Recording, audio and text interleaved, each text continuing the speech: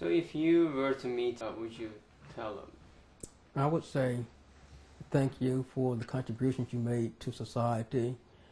Thank you for empowering the students in Turkey, because knowledge is power. Thank you for encouraging interfaith dialogue, because that is the key to world peace. And I would tell him to try to get a little rest, because he's worked so hard, tirelessly over the years, agonizing over what he could do to make society better. He has made a difference. He has made progress. Sometimes when you're agonizing and struggling like that, you don't appreciate how much progress you've made, how much of a difference you've made in society. But I can say that he has, in fact, made a difference in society, because he has people out there working very hard in his behalf. He has students out there who are benefiting right now as a result of what he's been doing. Fatma, who emails him regularly, is benefiting. She has dreams and aspirations to become an architect, and that is because of his dreams, his commitment to education. So he has done a lot, making a difference in the lives of people, not only in Turkey, but also around the world. And all I have to just say thank you, and just get some rest, because you are still doing a very good job for society. Some sociologists, along with some sociologists and thinkers, and there's this personality who lived in our century, who's a direct descendant of Rumi, a guy named Shafiq Jan, who is a Sufi master. He said about, he passed away a couple of years ago, but he said about Mr. Gulen that Gulen is a modern Rumi. He is a living example, like mirror image of Rumi in today's world. So, thinking all these things you know about Gulen, what do you think of that expression? I think he's accurate. He's accurate. I agree with him. He's a modern image of Rumi. He's done so much. He reached out. He has society's best interest at heart, and he has devoted all of his resources to improving society, bringing people together to make a difference. And I think that he's right in his assessment. So you to the Konya, the Rumi's land, the Rumi's tomb. So as your knowledge goes, what was most impressive of Rumi's teachings? That's a very good question. That's a very good question. I would have to give that some further thought.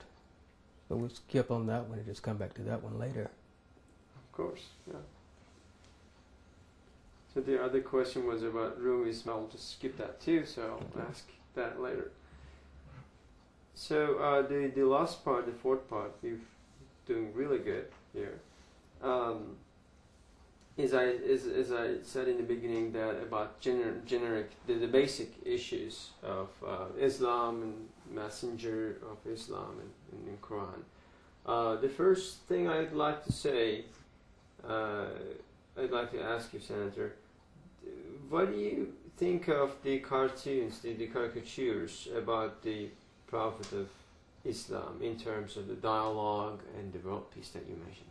All right, I have not had a chance to, neither will I view the cartoons, because I think that we must be sensitive when we look at the different religions of the world. We must respect the different religions of the world.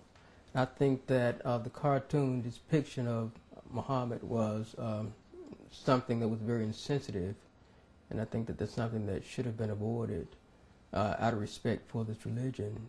But it's very unfortunate that it happened, something that I hope society will learn from and build on.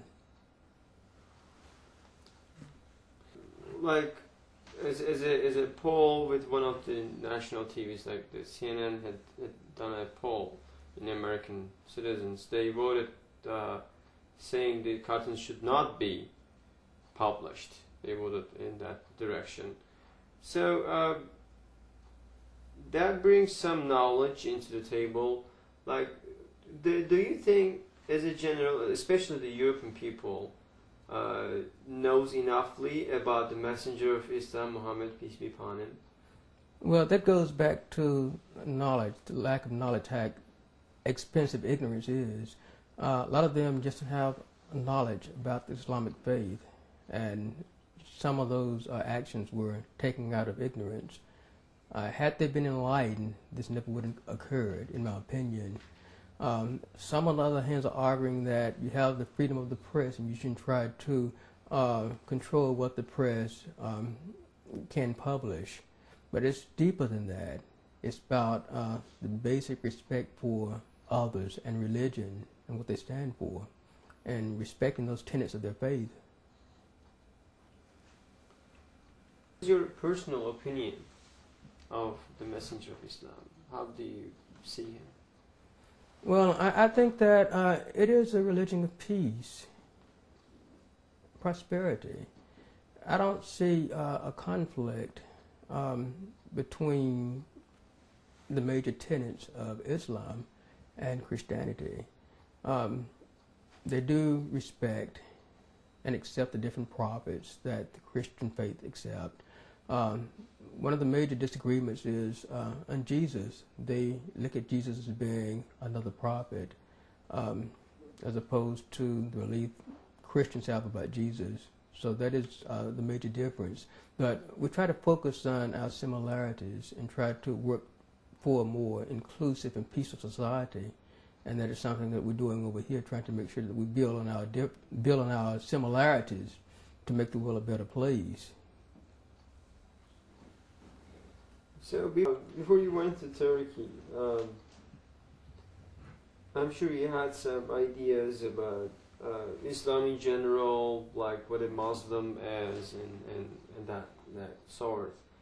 Like, kind of encountering or interacting with those Muslims in Turkey, like a different Muslim profile in a sense. What was your, or was there any new impression you got out from them? Well, in my own family, we have Muslims in my family and also Christians in my family. So I had a chance to sit down and dialogue with Muslims over the years who were part of my family. Some of them went to Mecca, so they were very about Muslims. So I had a chance to observe them and how sincere they were in their religion. When I traveled to Turkey, I saw that same discipline in the people I saw there. They worshiped Allah. They had the same religious prayers, call to prayer. They had the same basic diet in terms of what they would eat, what they would not eat. That discipline, their compassion was very evident that I saw there in Turkey, that I saw in my family here in the States. So yes, I think my experience in my family here prepared me for what I saw, helped prepare me for what I saw in Turkey.